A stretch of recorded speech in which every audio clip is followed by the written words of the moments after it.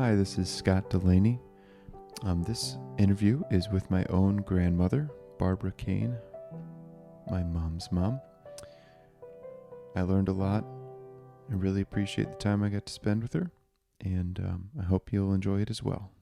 So we'll start at the beginning of my birth in 1939, and I did not realize that World War II was beginning that year. So I came in with a bang. I was born February 24th, 1939, in a very, very snowy night. Mother could not get to the entrance of the hospital, so she had to waddle through the snow for me to be born. Was it in Toledo? In Toledo Hospital. In Toledo Hospital. Wow. So I suppose they kept her in for at least a week. Very different than they do today. But she and my father were married during that time. He went to Wittenberg on a scholarship to play basketball and stayed a couple years and then came back to Toledo, and he and my mother married.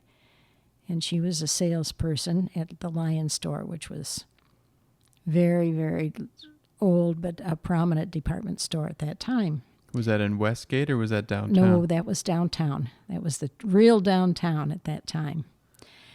So they married and continued their marriage for about 3 years, maybe 4 years after I was born.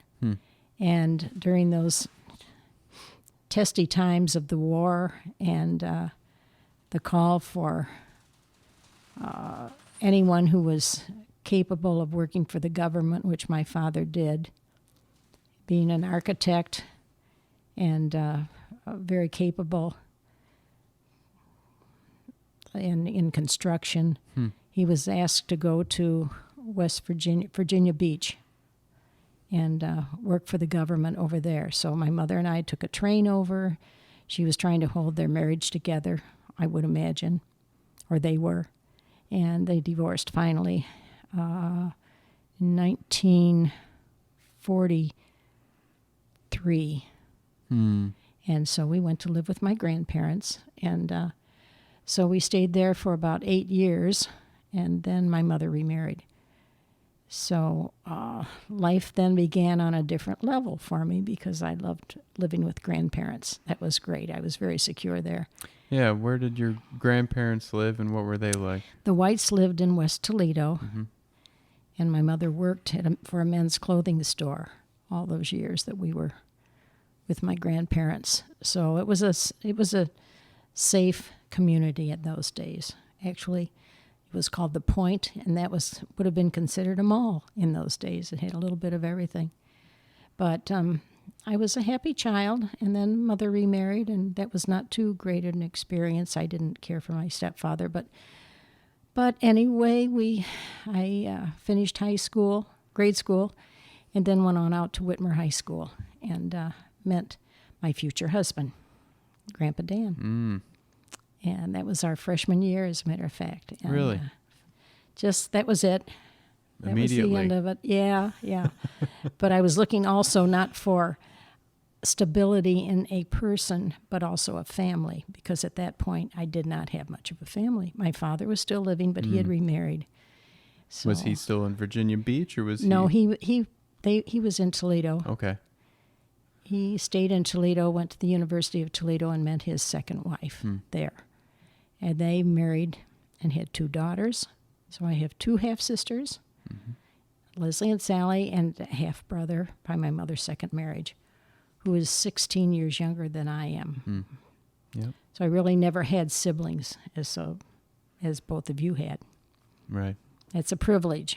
That really is a privilege. It may be a Mostly tough road, but but you learn how to give and take. That's the only way. Absolutely. So, did you have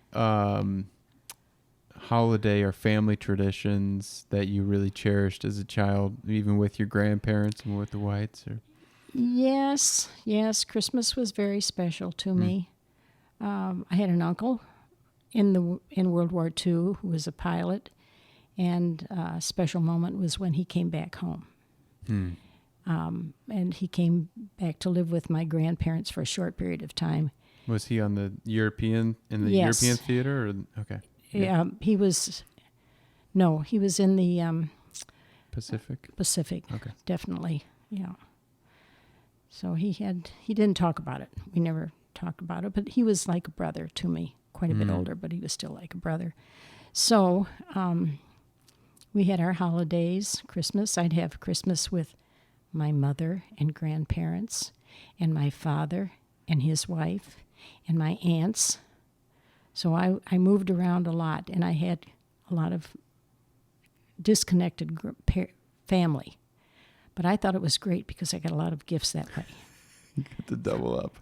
So it was okay. At that age, I didn't care. I was pretty much about me. Then high school, I had a wonderful time in high school. I love sports. I've always loved sports, so that was.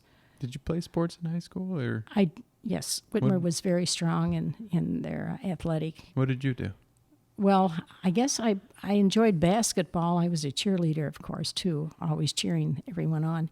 But we had a gymnastics program out there that probably is still in existence today, and it was one of the finest in the Toledo area. So I was involved with that, too. No art, unfortunately, at that school. They would have, if I had gone to DeVilbiss, which is where I had hoped to go, that would have continued. And I always enjoyed art. I liked the sciences, primarily. English. Grandpa Dan, who I did end up getting married to, taught me in high school to enjoy history.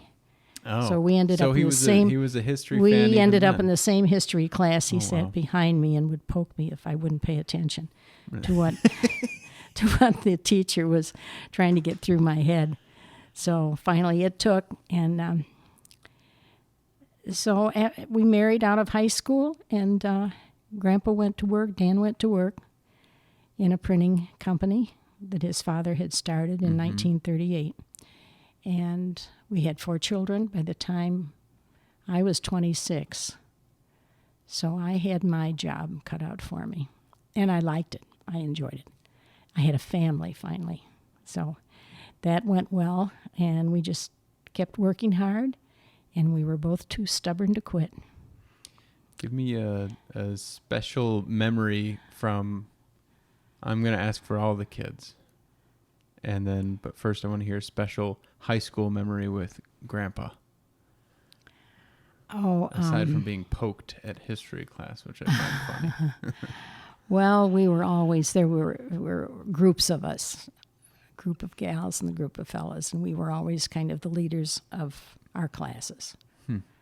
And I can honestly say that we were pretty straight young people. We knew what we should and should not have done, and so we were, I suppose, looked upon as being some of the leaders of the school. Special times that we experienced, I think the football games and basketball games and the sports, of course, were important to us.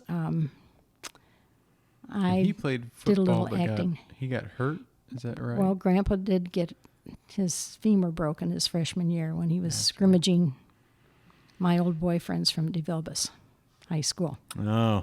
So that was quite a tale. I'd rather not go into it because they're probably all gone by now, just like I almost am. But anyway, that was a happening, and that bonded us even more. Interesting. Because here was that nice young man that I just kind of fell in love with, and he was out of school. I think he was out almost 3 months, maybe, with his injury. So, but we stuck together, and I had a few boyfriends on the side. He probably knew about it, but I never told him. And he probably did the same. So anyway, we married, had the children, and started to grow together as Christians.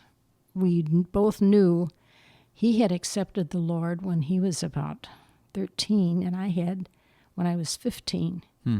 So we both agreed that God was in control of our lives, even though we didn't always look to him necessarily for guidance. But we started to raise a family.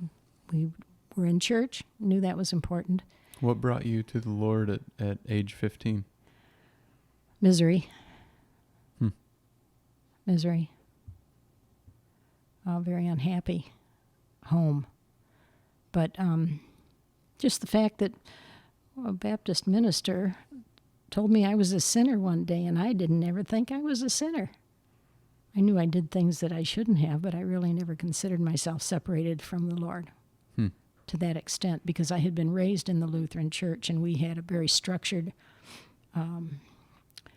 secure environment. They provide all of the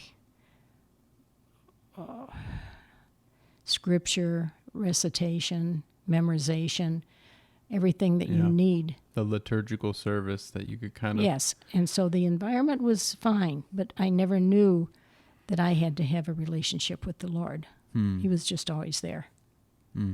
So that was interesting, and I came to the point then one day that I realized I was a sinner, and I was in a church that asked you to come forward to confess.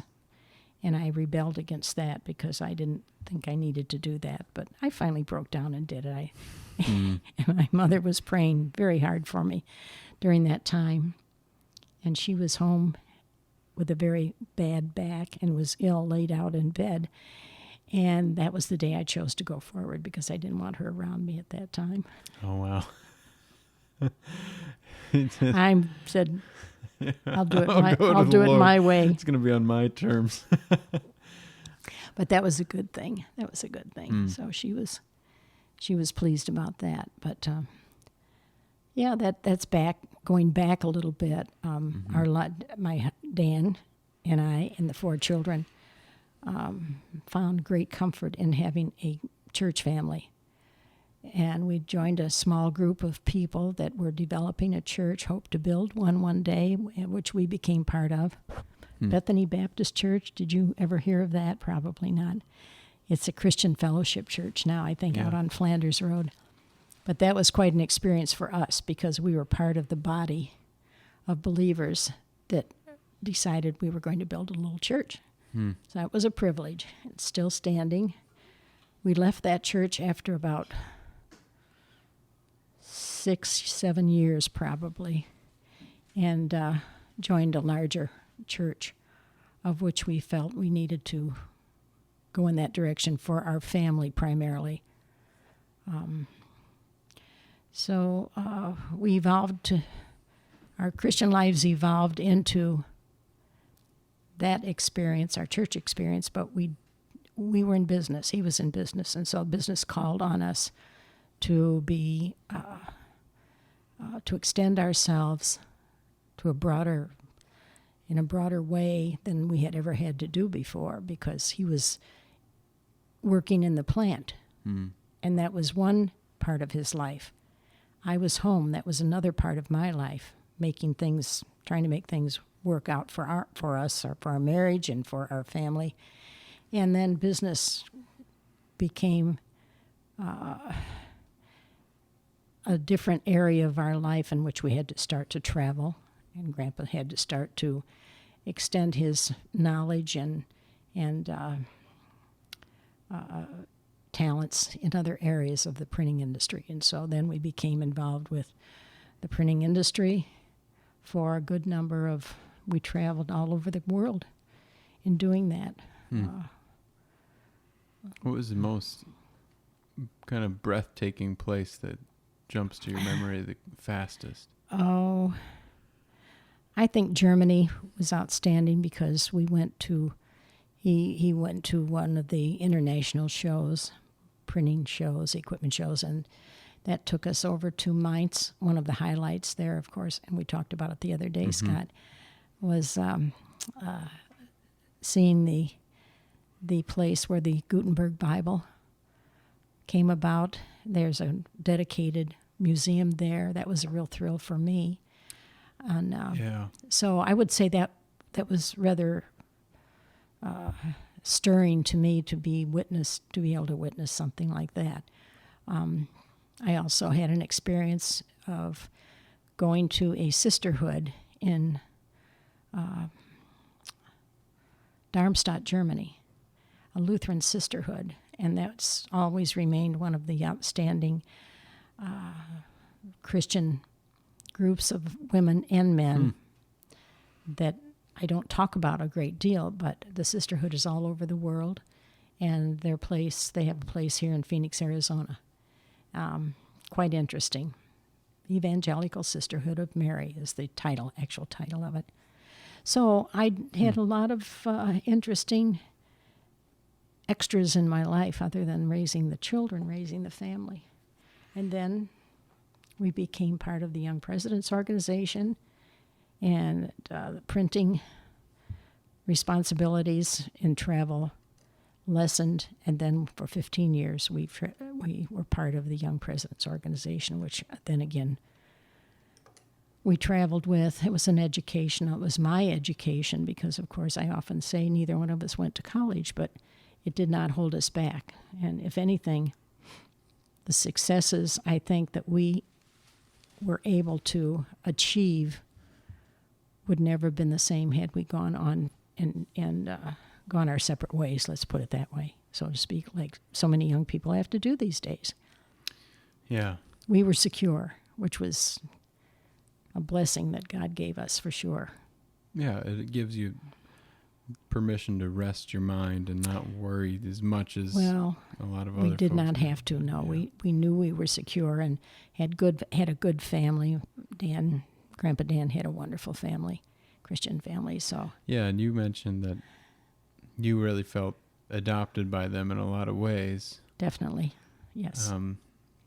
Before I bounce back to trying to, because your children are going to listen to this, and your grandchildren, and probably your great-grandchildren, which is wild. So we're only at chapter 2, and really, if you think about how much we got to go. I don't know how much longer I can go on here. What was it like with Grandpa Dan's family? What was special about that dynamic? Oh, that opened a whole new life up to me. He had 2 sisters and 1 brother. And so interacting with that family gave me cause to extend myself in a number of ways because I had to change. At that point, I was pretty selfish because I'd been an only child. So I learned how to share and cook. My mother-in-law was a wonderful cook, and she was short. She was about maybe 5 feet, 5'1", and I was 5'5.5". So I was a blessing to her. I was able to reach things on the shelf that she couldn't reach, and so I stood by her and watched her prepare food, which I had learned somewhat how to do, but not like her. So we had a good combination. My father-in-law was gruff, but he had a big heart. And he introduced me to a standing rib roast, which I had never thought about, never knew it existed. I was raised on cube steaks, which was okay. Fed me, no complaints. But that was a good life for me. It was a very good life, yes. Good. And now, it would be so interesting to have the opportunity to do this with Grandpa too. We'll wait in a different way or something. Right. Tell me about raising your 4 kids. I mean, a unique memory for each one of them. Doesn't have to be chronological either. You can start with your favorite one. I'm just kidding. Well, we went through a lot of years of football with our son, Larry. Oh, yes. He was we called it a football grammar, kind of a joke, but he and his dad was by his side during that time as best he could be. Mm-hmm.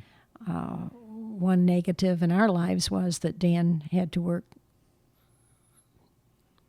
sometimes 8 hours a day, maybe longer. So we didn't get together that much as a family, but and we needed that, but it didn't happen. So dinner time was hit and miss. Larry was a good student until he went to a young life camp and fell off the elevated basketball court, and that ended the end of his junior year. That ended his career as to play football. That was a tough break, and it affected him greatly, as it would any young man. My daughters, Lori, Amy, and Beth, were all cheerleaders and gymnasts, and very different personalities. Fairly easy to raise.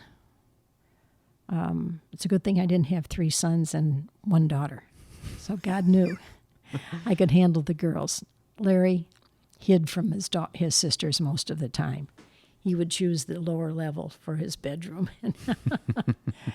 But the outstanding times, one would be if Grandpa was here, he would say some of the best times he had with his daughters were when he took them shopping at Christmas time individually and let them pick out anything they wanted, any type of clothing they wanted. They'll recall that, I'm sure. I can't think of any particulars. We traveled, went to Mackinac Island, stayed at the Grand Hotel until it became the 2 Grand Hotel, and then we stopped. That was it. But we did travel during the summers. And then as time went on, we began to go down to the Keys of Florida. Mm-hmm. And Grandpa went first with 2 fellows and flew down in a single-engine plane and left me with the 4 children. But he made it, and he came back and said, I'm going to retire there someday because I love to fish, and it's beautiful down there. When was his first trip down? Do you remember roughly? Well, it was probably in the mid-'70s. Okay. I would say. So he continued doing that for about 3 or 4 more years, and finally he said, I want to take you to the Keys. So I had my first adventure, and the Keys are islands extended off the southern end of the United States. So I envisioned these islands as going from one to the other and wondered whether or not I wouldn't sink. I was very worried about that because we were driving. How can you have those islands and they're connected and, all the worries that I had? Well, it was beautiful. And as time went on, we took the children down there, and then we purchased land on the ocean with 2 other couples and built the condominium Castile del Sol. And have lived there. Grandpa enjoyed it during his short retirement, and then passed at 62. But it's our legacy, it's his legacy, and so we continue to enjoy the beauty of the Keys. And I have a split life in Toledo, Ohio, for 5 or 6 months, and then down in Florida for the rest of the year. So what was it like when the first time you went down? Because there wasn't a lot. I mean, there wasn't traffic. No, it was very different. Actually, the islands some of them were fishing villages, more or less. The smaller islands weren't inhabited that much.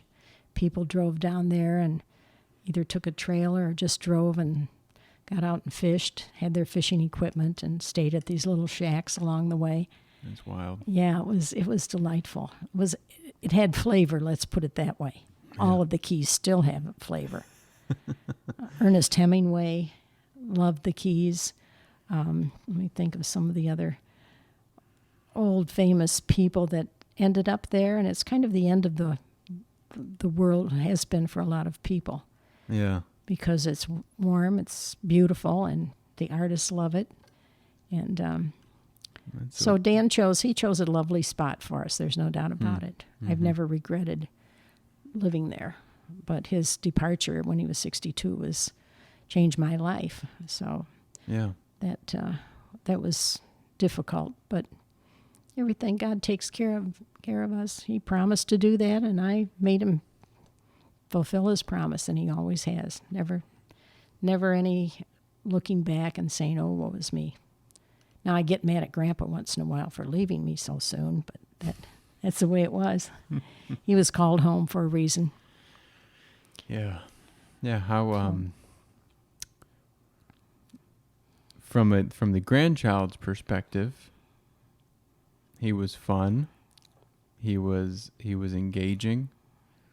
And what were some of the experiences like, the few years after retirement and before he passed?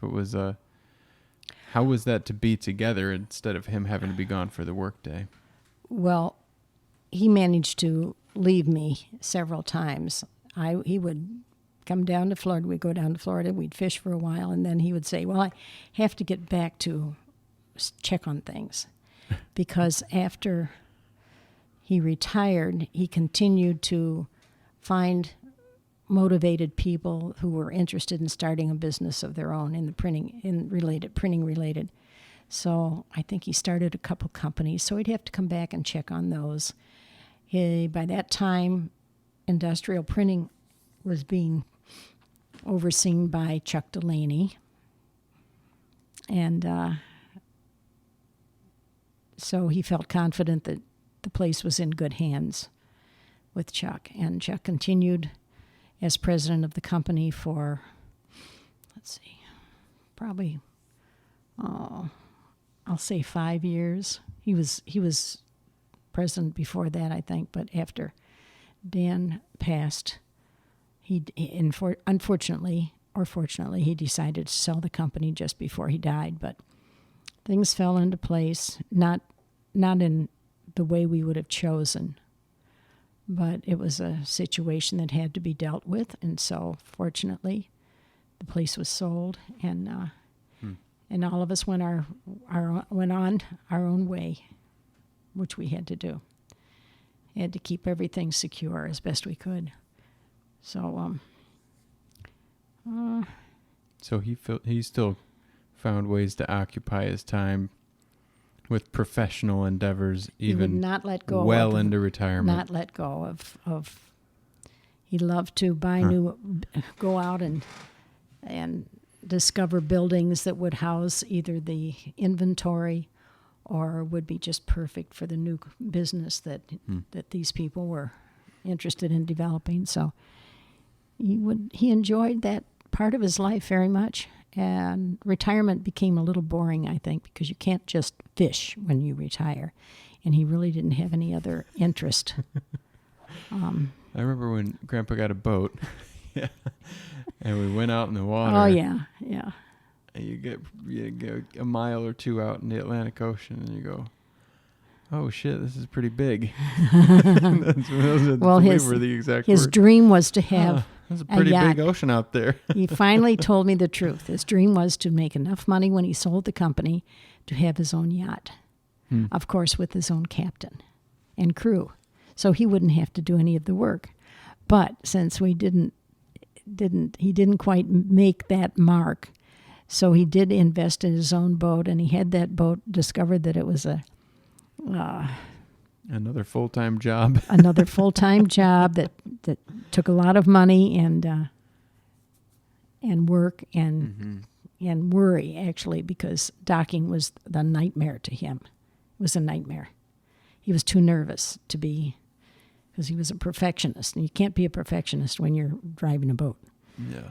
So anyway, he sold that after, I think he had it about a year and a half, but then we just continued to fish together and enjoy life until that ended.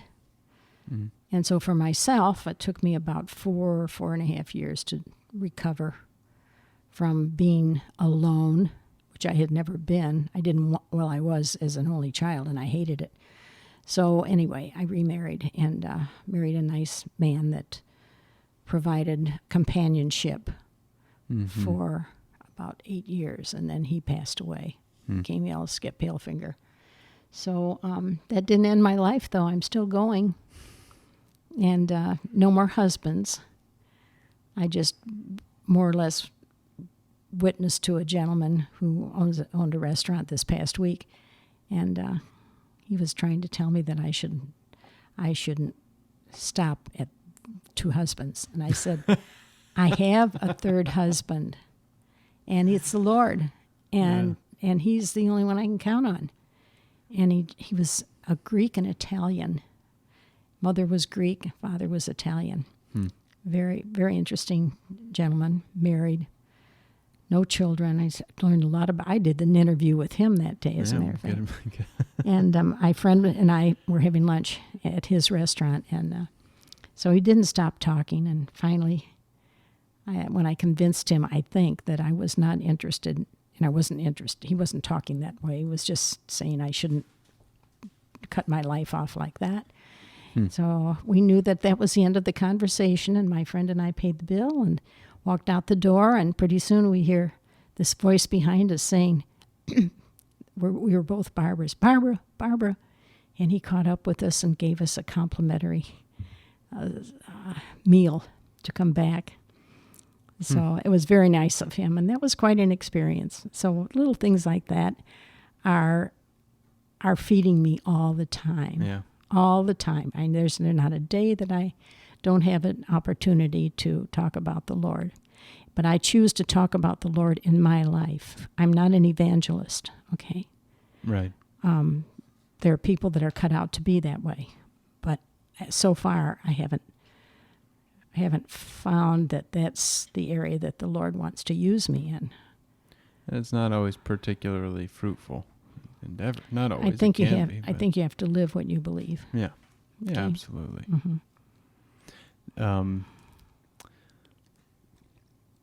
Your mother was an evangelist.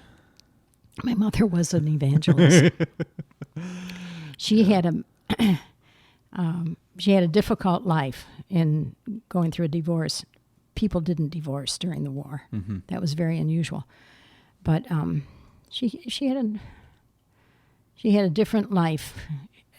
She had a life that was led to the fullest without the Lord. Let's put it that way. And then one day she came to the end of her securities, and a friend told her about the Lord. She accepted him, and it was like Paul on the road. Instant conversion. She was never the same again. In fact, she suffered because of that. The family did not understand that, and so my uncle, her only brother, sibling, started to reject her, and that hurt. That hurt her greatly. But she stood up, said, "This is the way it is." So I respected her for that reason, for sure. It's been a pretty quite an influence, profound legacy for a lot of people. I think so. Yeah. I have a couple more questions. Can you remember a time or recall a time which you kind of laughed as hard as you could ever imagine laughing? Don't worry, we can. I get tickled in ways that most people wouldn't probably. You don't get to, whoever gets to hear this, the family, assuming is where it limits, but you have a relatively morbid sense of humor on occasion. I do. Yeah. Kind of sick, right? Yeah, it's great. Works out well. I don't know who inherited that. But. I don't know. I can't really say, but I find humor in normal things, drawing out the possibilities of the actions that can go beyond what I'm really seeing with my eyes. Okay, as a result, this happens, and then what can happen beyond that? I do get the giggles a lot about, I don't know, whatever hits me at the moment. Yeah. No. But the grandchildren and great-grandchildren, of course, have had me in stitches a few times. But life is good. I'm an optimist. There's no doubt about it. I mean, that's part of me. I feel sorry for people that can't see the brightest side of life, of which nature shows us every day of our lives. From morning until night, I'm looking out at my backyard right now and watching the beautiful trees, oak trees, and the sunlight coming in and hitting the leaves, and the wildlife running around a little bit. I've got the landscaping that I afforded myself It was my birthday present this year, so I'm pleased with that. And so the view that I have at this time is very consoling, and so I'm at peace. I am at peace. Who was someone, a friend, it could be from your childhood or as an adult, whatever, a non-family member who's left the biggest impact on your life?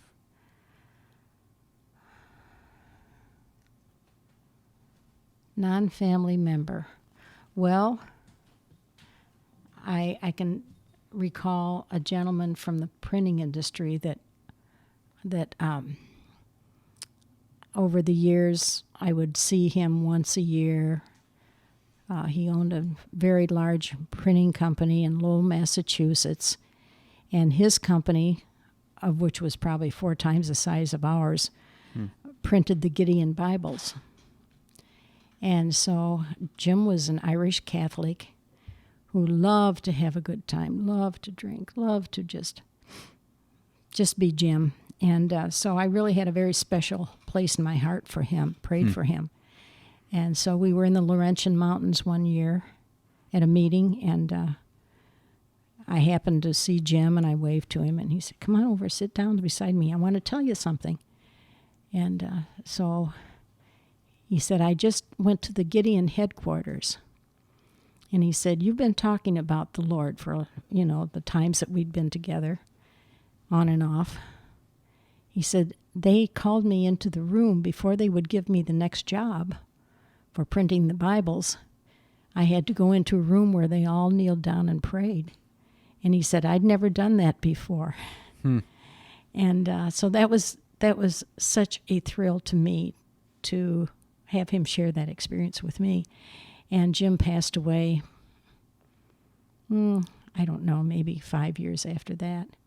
But I really feel he came to know the Lord and shared that experience with me, which was very, very special. So and then there's a quote from one of the sonnets of Shakespeare that I did send to him.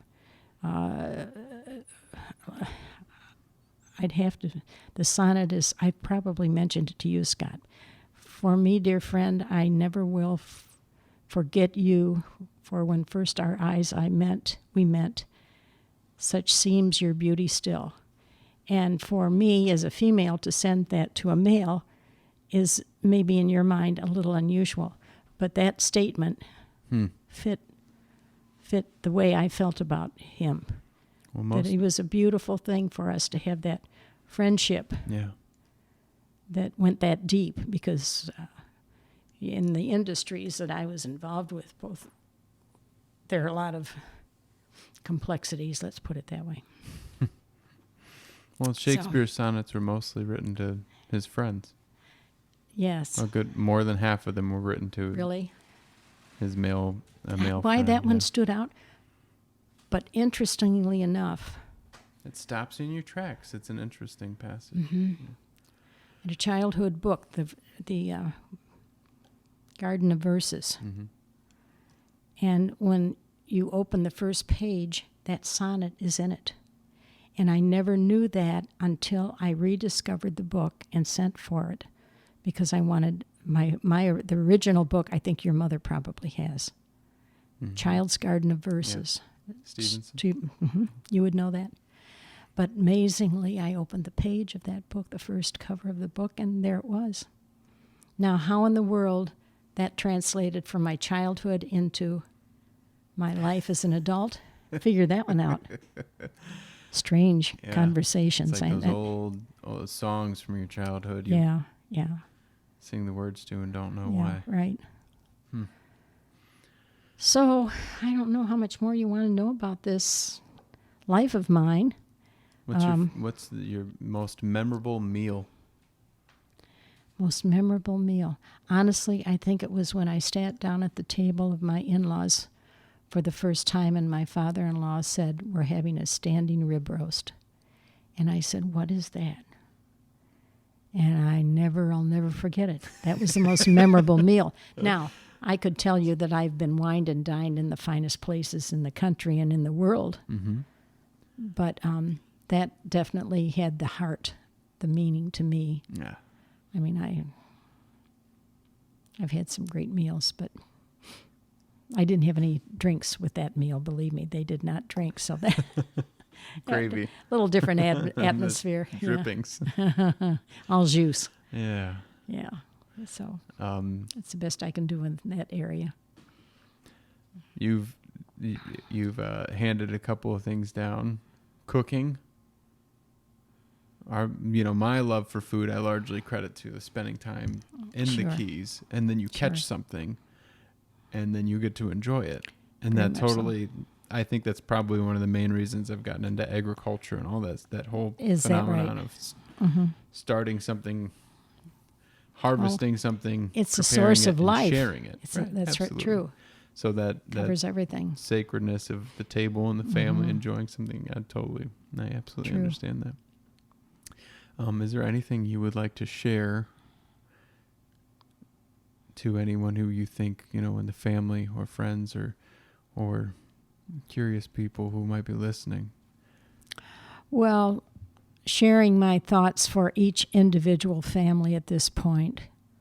My 4 children who have married, one divorced, unfortunately, but as their lives go on, I wish nothing but the greatest pursuit individually of them, their spouses, their children, to search the Lord's will for their lives. And that's the best, I think that's the most fulfilling prayer I can send out for each one of them. And I have nothing to do with it.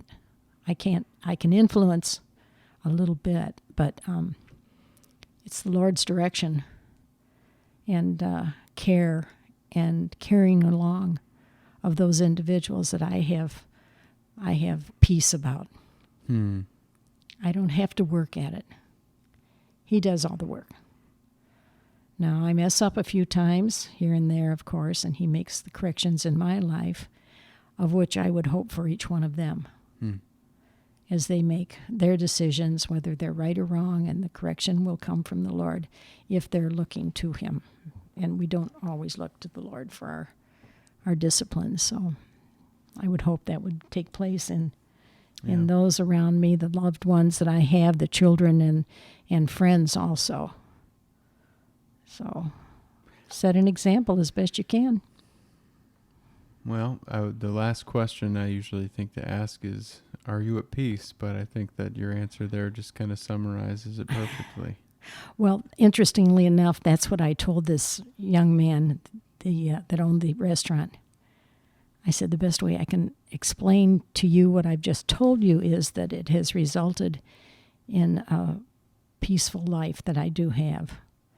And I will say, I think he was brought to tears a couple times for some interaction that we had. He started telling me about his life. So I was doing an interview also. I didn't mean to do that, but it happened.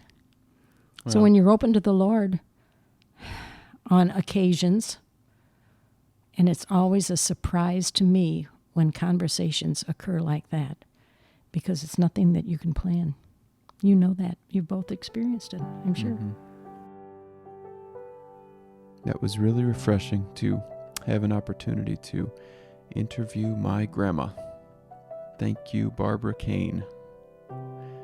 Special thanks also to Jake Luther for editing and mixing the sound. And thanks to you for listening.